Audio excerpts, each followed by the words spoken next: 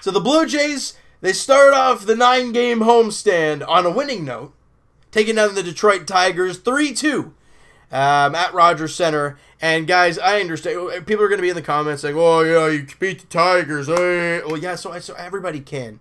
Let the Blue Jays have their turn. They just played the Astros, for goodness sakes. Let them have some fun. And who was on the bump today? Marcus Stroman. His second start after coming off the DL. The question was, what kind of flexibility are they going to give him? How's he going to look? Is he going to be able to throw strikes? That was the issue before he went down with injury. And in the start when he came off the DL, wasn't all that bad. Today, he was great. Marcus Stroman gets his first win of the season.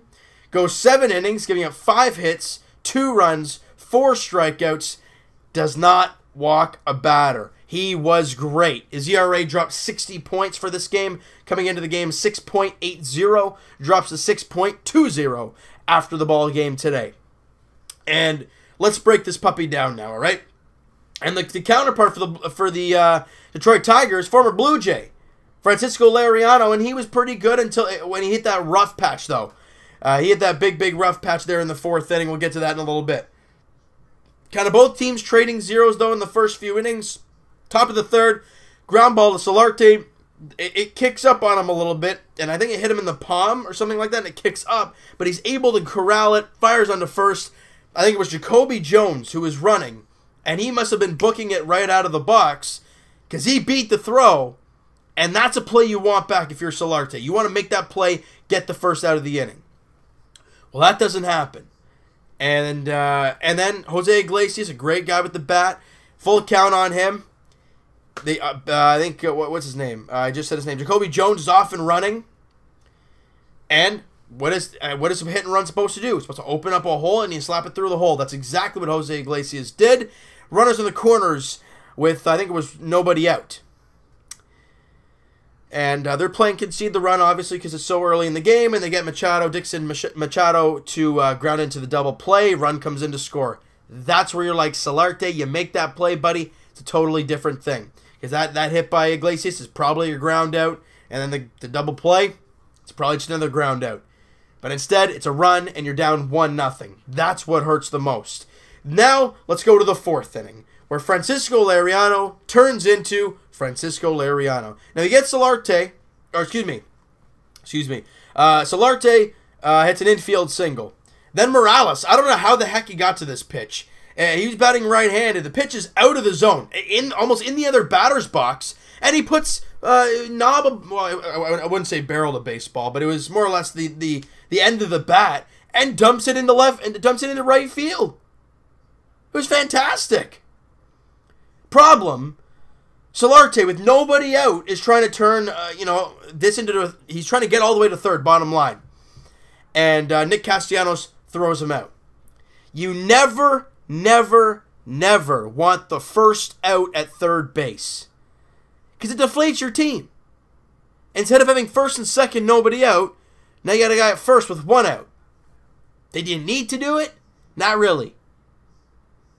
And next batter is Justin Smoke, and he hits a 2-run shot. He smothers a smoke bomb into the Blue Jays bullpen. His 10th home run of the year. Feels like he's been ice cold when it comes to dingers in general. Because I haven't been able to say smoke bomb too much. And the Jays have a 2-1 lead. But it could have been a 3-1 lead and still nobody out. It's just these small plays, guys, that really hammer home what this team is lacking. And it could be speed. You could arguably say speed is something with Solarte. You could have somebody else there who's faster. I'm not saying you should replace him, but I'm saying if you had a speedier team, you would have been safe. Anyways, after the home run, Pilar singles to right field. Then, Francisco Liriano turns into the Francisco Liriano that we knew and love. Walks Russell Martin, walks Aledmus Diaz. Bases loaded now, 1 away. 1 away? Yeah, because he was thrown out. Devin Travis grounds out, and they force him out at home, so the bases are still loaded, but there's 2 out. And I swear to goodness, Randall Grichuk's got some horseshoe up his butt or something. Because he hits a little dribbler down the third baseline, stays fair, and with his speed, they make no throw. He gets an RBI infield single. And the Blue Jays have a 3-1 lead. And then Marcus Stroman goes back out there and starts dealing. Sits down 11 straight guys. And then Candelario hits an opposite field shot into the Blue Jays bullpen, just barely over the wall. Clears the wall, and it's a 3-2 game. Stroman finishes off the 7th. That's it for him. Okay? Now we go to the 8th inning. Are they going to put Stroman back out there? He's only at 90 pitches, but it's only his second start from coming off the DL. What are they going to do? They go to the bullpen. Sengwon comes out, strikes out the side. He was great. Tyler Clippard comes out for the 9th inning. Gives up 1 hit. It was more or less an infield single. But strikes out 2 and ends the ball game with a save, his 5th on the year, and the Blue Jays get a win. Bottom line, the final 6 outs of the game for the Jays, 5 strikeouts from the bullpen. That's called shutdown in this game. Now, I understand the Detroit Tigers had lost 9 straight coming into this game, now lost 10 straight. Their offense, their pitching has been horrible over the last little while. I mean, it's terrible. But as a Blue Jay fan, we just played the Houston Astros, so let us enjoy this. How about that?